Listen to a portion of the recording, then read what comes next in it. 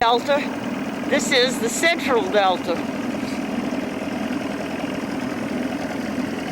A couple years ago they didn't have all of these houseboats and other boats that are in here. Actually, it was pretty isolated, but it's really grown up.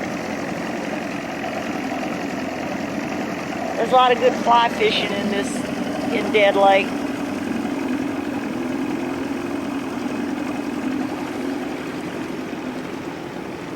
It's one of the prettier areas in the Delta as far as I'm concerned. It's further up over here, we're going to see some Indian mounds. Had a guy back at the lodge tell me about all the mounds and the fact that they're still finding a lot of bones, pottery, arrowheads, and so forth. Anyhow, it's a beautiful day, December 5th, 1993. Okay, we turn around to go back because on the side of this embankment over here we saw it's a shell mound, which indicates an Indian burial ground.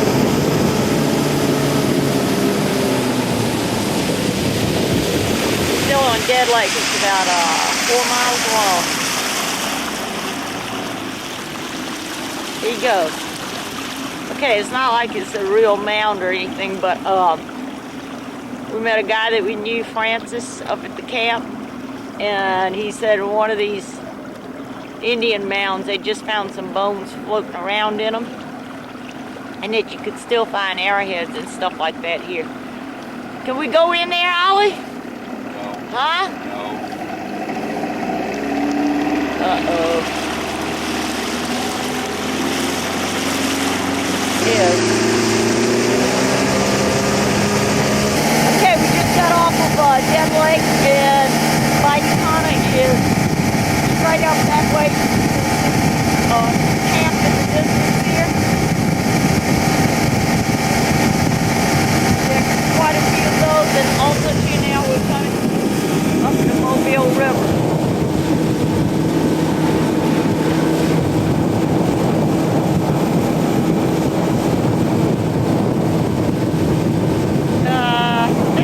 By tunnel that goes into Mobile River. Mobile River, right? Mobile River? Right, Mobile River.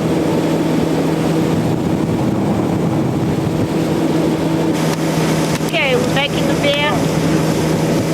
We're coming into Mobile River.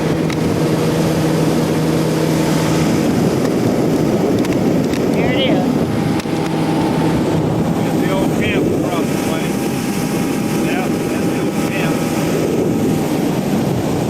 George's camp? George's camp? George Bradbury's old camp. Who owns it now, Ollie, you know? What? Who owns it now? Government. Oh, the government does.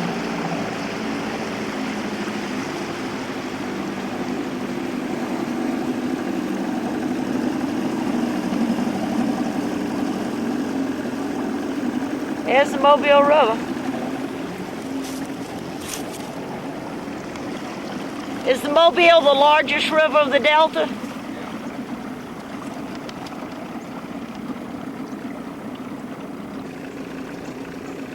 There's George's camp. You can see it's just about in ruins, and Ollie says the government bought all this property, so they own it now, and I guess they'll just let it stay in there until it falls apart.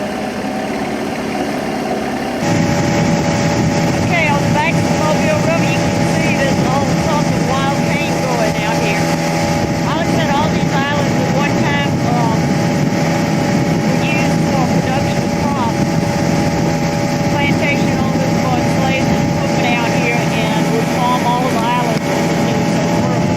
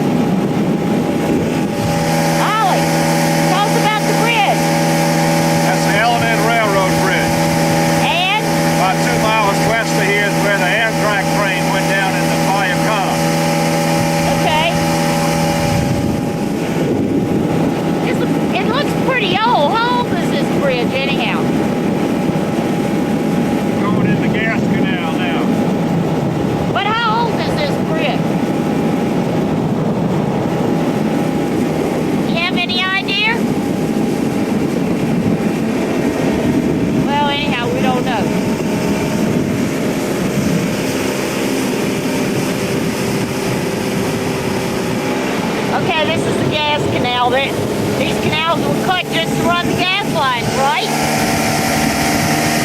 Is that right? The gas company cut these canals just to run the gas lines? So it's like they cut into the island, right? They cut into the island, right? Bridge right across the delta. That's Little Bayakana.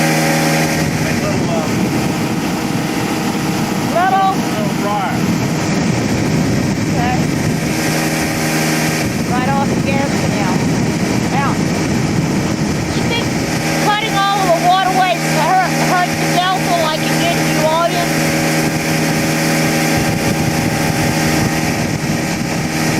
Okay, well, it's an extra passageway, but at the same time, it probably did damage to us. This is a pretty long canal. I had the camera off, just saw some wood ducks get up, so I'm clearing on standby and see if I can't pick some up in here. Okay, this is Big Briar.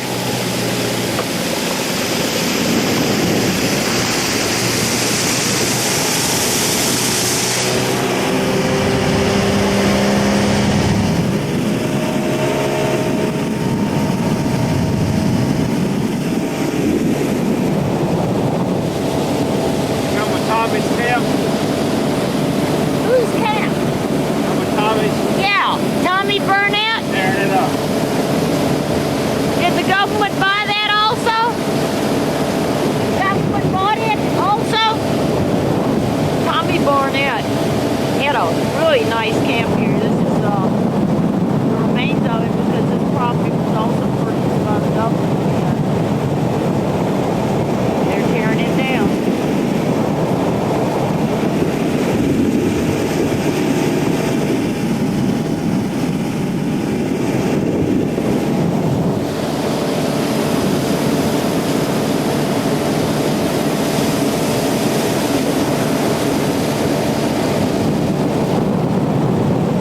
What is it? You see it? Huh?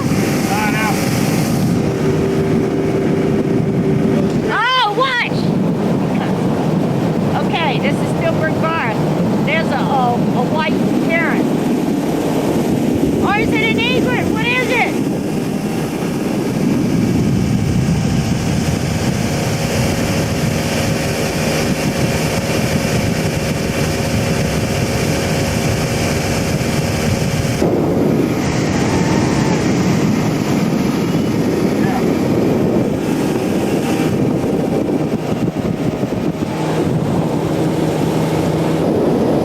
See some of this area back up in here and some of this marsh?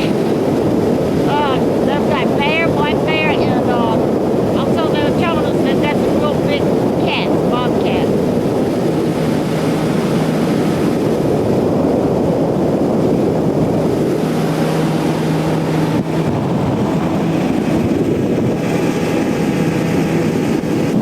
Okay, there's an osprey. Ollie spotted him. There he is.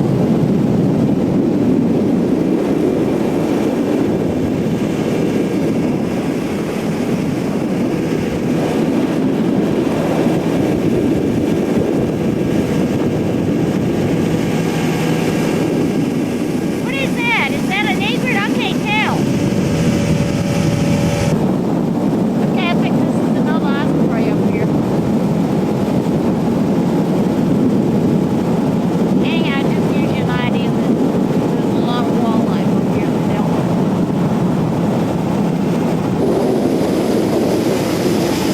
Is there a nest up there? There's male and female, wasn't it? There he is. Oh, yeah.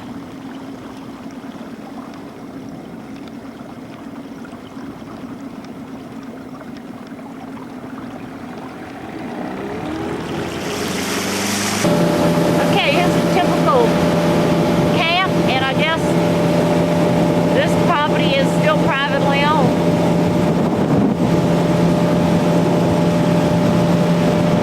Some of them have generators, some of them don't.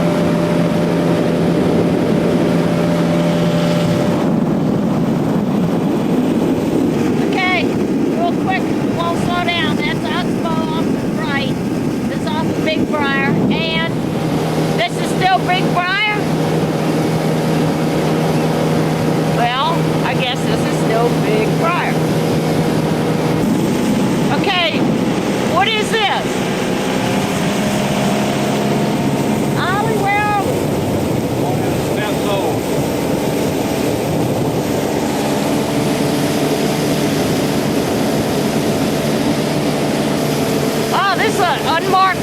It felt like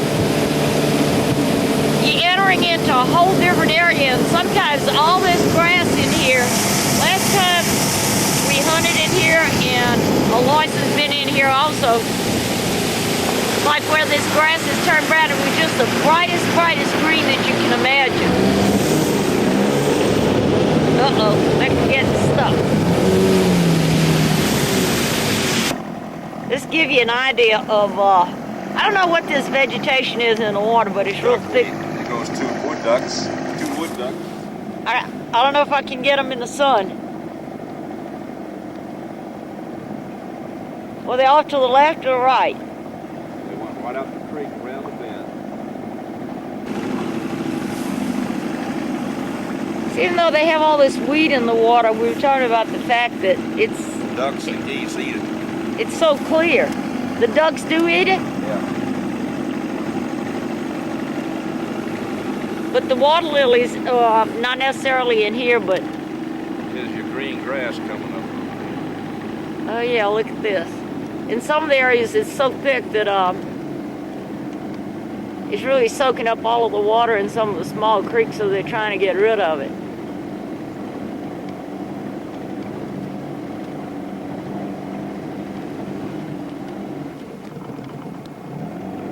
And this whole area back in here at times, well, I was telling you about the fact that it's just solid green where you can see some of it. Anyhow, it has no name, and I'm going to call it Stephenie.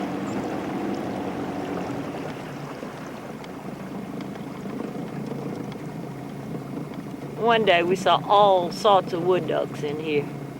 I mean, it was almost like a park. They had so many of them in here. Right over to your right's where we hunted last year, right in that little road. Didn't we go back on this left side also?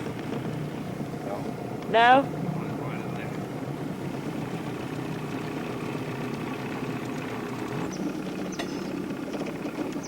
And there's the grass. You can see how you could hide in here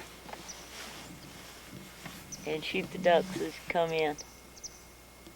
We're going to try to put some decoys out and get some ducks to come in here.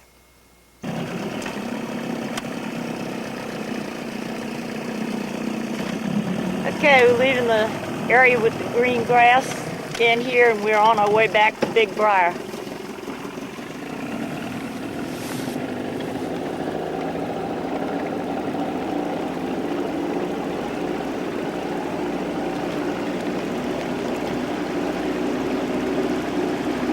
Still pretty cold out here today. It's been cloudy, not very much sunshine at all.